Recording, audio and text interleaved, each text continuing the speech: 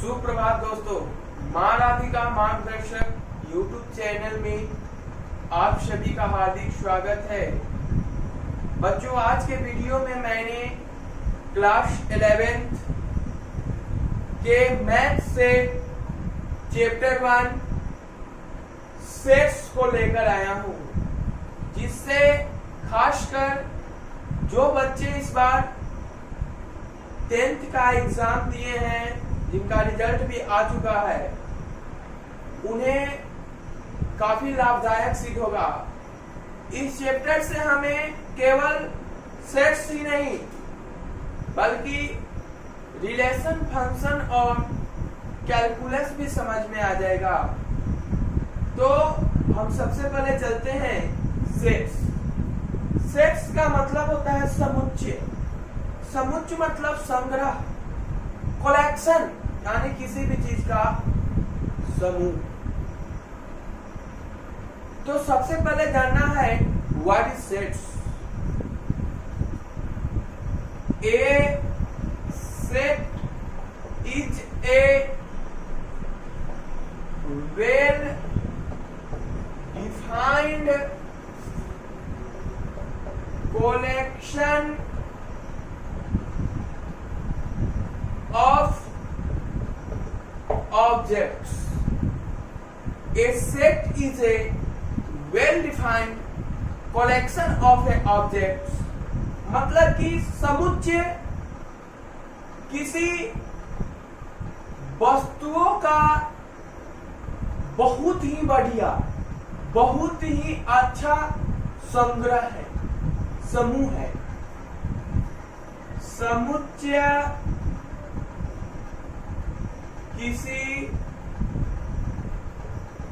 वस्तुओं का बहुत ही अच्छा संग्रह होता है। अच्छा संग्रह यानी वेल डिफाइंड कलेक्शन। इसका मतलब सबसे पहले हम समझते हैं, जैसे कि मान लीजिए कि आपके क्लास में बहुत सारे बच्चे होंगे, कोई मोनू है, तो सर पूछते हैं कि मोनू तुम्हारा फेवरेट कलर क्या है? तो वह बोलता है कि sir my favourite colour is pink. फिर सोनू से पूछा जाता है कि तुम्हारा फेवरेट कलर क्या है? वह बोलता है रेड। तो ये जो दोनों का पसंद है अलग अलग है, तो यह वेल डिफाइंड कलेक्शन नहीं हुआ। वेल डिफाइंड कलेक्शन का मतलब होता है कि एक अच्छा समूह, अच्छा संग्रह, यानी जो मैच करता हो। जैसे कि टीचर अगर अपने किसी भी स्टूडेंट से पूछेंगे कि बउआ सूरज किधर उगता है, तो कोई भी यही जवाब देगा, चाहे क्लास में जितने भी बच्चे हो, कहेगा कि सर सूरज पूरब में उगता है। तो यह हुआ वेल डिफाइंड। यानी कलेक्शन का मतलब होता है कि should not change person to person. Collection, यहाँ सेट्स में कलेक्शन का मतलब होता है should not change person to person. यानी एक व्यक्ति से दूसरे व्यक्ति में, यानी एक समूह से दूसरे समूह में उसका जो वैल्यू हो, चेंज नहीं हो। यह होता है वेल डिफाइंड कलेक्शन। जैसे कि मैं आपको एग्जांपल देता हूं कि मान लीजिए कि आपके दो मित्र हैं, मित्र बहुत सारे होंगे, लेकिन मैं एक राम को लेता हूं। तो यहाँ पूछा गया top 5 actor, top 5 actor of Bollywood, top 5 actor of Bollywood, यानी हिंदी फिल्म के 5 टॉप हीरो का नाम लेना है। तो आपका एक दोस्त राम है, जिसने पहला में बोला अमिताभ बच्चन, दूसरा में अक्षय कुमार, तीसरा में ऋतिक रोशन, चौथा में उसने बोला सोनू निगम, पांचवा में उसने बोला सनी देओल। और मान लीजिए कि दूसरा एक फ्रेंड है श्याम, उससे भी यही बात पूछा जा रहा है कि टॉप 5 एक्टर ऑफ बॉलीवुड। उसने फर्स्ट बोला अमिताभ बच्चन, सेकेंड बोला वरुण धवन, थर्ड बोला टाइगर श्रॉफ, फोर्थ बोला शाहिद कपूर और उसने फिफ्थ में बोला आमिर खान। तो यहाँ आप देख सकते हैं कि दोनों का दोनों पसंदीदा हीरो मैच नहीं कर रहा। एक दो मैच कर रहा है उससे मतलब नहीं है, वेल कलेक्शन नहीं है, पूरा का पूरा मैच नहीं कर रहा है। तो therefore it is not a set, it is not a set. यह सेट नहीं है, यह सेट नहीं है। तो अब सेट है क्या, कौन है, जो कि मैं दूसरे एग्जाम्पल में आपको समझा रहा हूं। मान लीजिए कि आपने दूसरा एग्जाम्पल लिया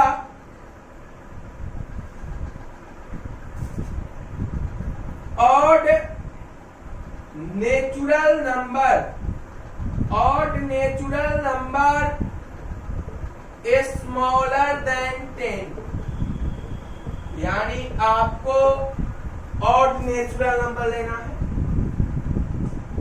विषम संख्या 10 से नीचे, यानी 10 से नीचे की विषम संख्याएं लेनी है। Odd natural number smaller than 10।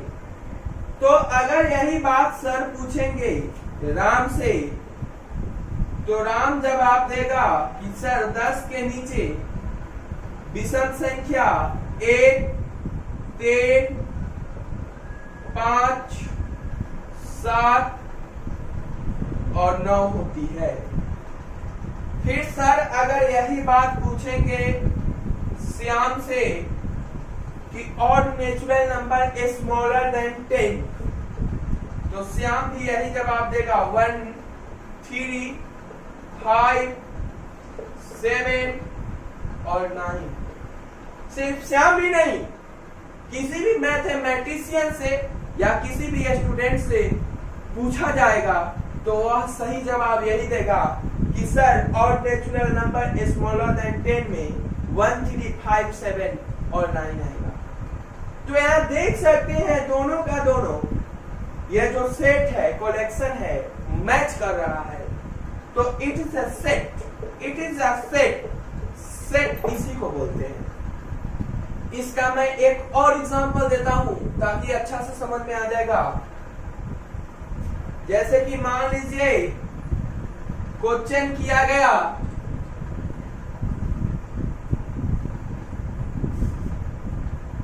vowels in English alphabet,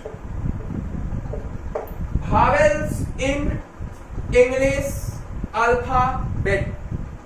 तो राम से पूछा गया कि बाबू बताओ vowels in English alphabet, तो राम यही जवाब देगा A, E, I, O, U। English alphabet में कुल 26 लेटर्स होते हैं जिसमें वॉवेल्स 5 होते हैं, A, E, I, O, U। अगर यही क्वेश्चन श्याम से पूछा जाए कि श्याम बताओ अंग्रेजी अल्फाबेट में कुल कितने वॉवेल होते हैं, तो बताएगा A, E, I, O and U। तो यहाँ आप देख सकते हैं कि दोनों का दोनों कलेक्शन मैच कर रहा है, तो इट इज अ सेट। इसी को हम लोग सेट बोलते हैं। तो यहां तक आपने समझ लिया कि व्हाट इज सेट, सेट क्या है, सेट कैसे बनता है। लेकिन अब यहां सेट दर्शाने का दो फॉर्म है जो कि मैं आपको बता रहा हूं।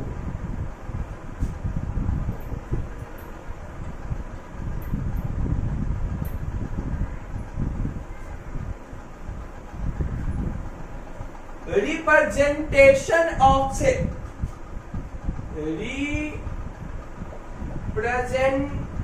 Representation of set, representation of set. Set is represented.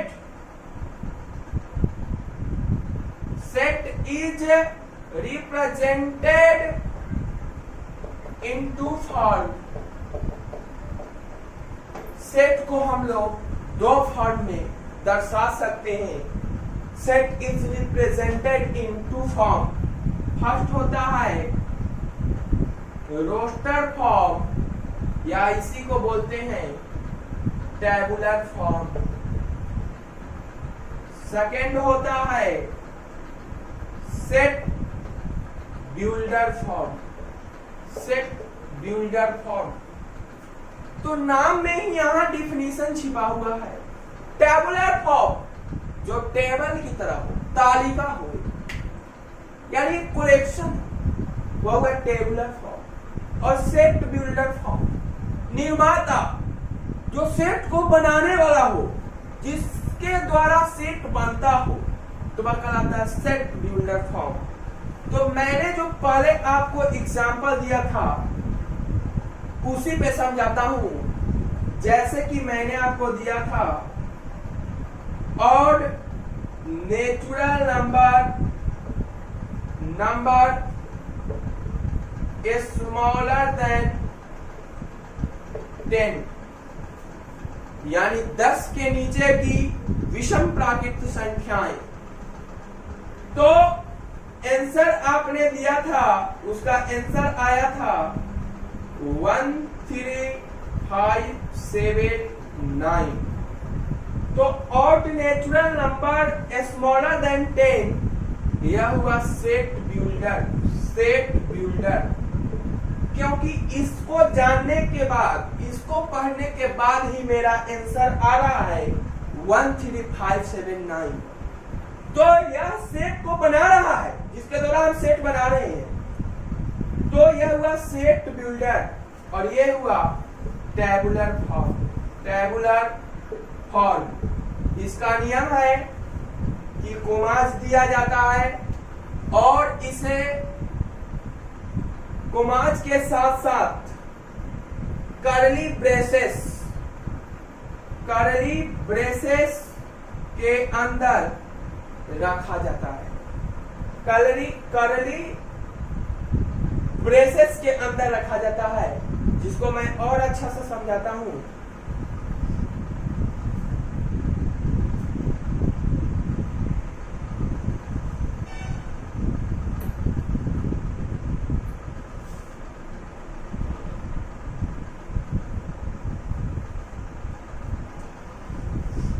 जैसे आपका फर्स्ट था सेट बिल्डर फॉर्म। तो जैसे मैंने क्वेश्चन बोला था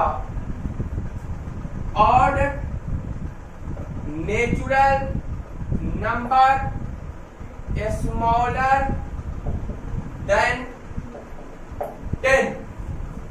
तो सबसे पहले मैं बता दूं कि सेट को लिखते समय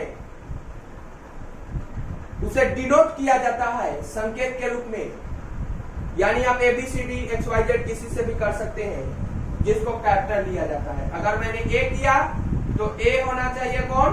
कैपिटल लेटर। ये क्या होना चाहिए? कैपिटल लेटर होना चाहिए। अब जो मेरा सेट है तो यह ऐसे लिखाएगा करली ब्रेसेस के अंदर। तो सेट है तो उसमें कोई number of element, let number of element be x, यानी मान लीजिए कि उसमें एलिमेंट तत्वों की संख्या x है, जो कि जिसके प्रॉपर्टी क्या है? x odd natural number smaller than 10, यानी इसको मैंने फिर x क्यों लिखा, क्योंकि odd natural number smaller than 10 कितने हैं, सो अभी मैंने नहीं निकाला है, तो इसलिए इसको x से डिनोट किए। जैसे एक और एग्जांपल हमने लिया था,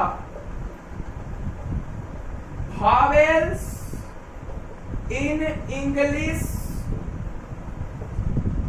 alphabet, vowels in English alphabet, तो इसको आप किसी से भी डिनोट कर लीजिए सेट को दर्शाने के लिए। जब मान लीजिए आपने लिया x, तो कैपिटल लेंगे x से, तो इसमें भी नंबर ऑफ एलिमेंट मान लीजिए कि x है, जो कि प्रॉपर्टी है किसका, तो x vowels in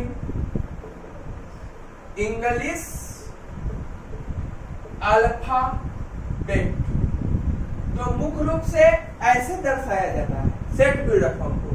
इसके पीछे तो मैंने ऐसे ही समझाया था। अब आपका दूसरा मैंने बोला था टेबुलर फॉर्म, या इसी का नाम है रोस्टर फॉर्म, टेबुलर फॉर्म।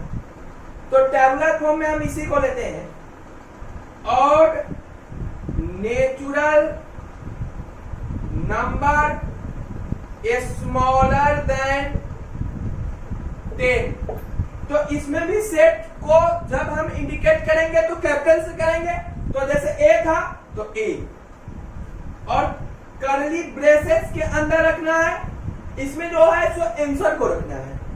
यानी सेट बिल्डर कब है, बनाना, और बनाने के बाद उसको संग्रह के रूप में रखना, ये टेबुलर फॉर्म का काम है।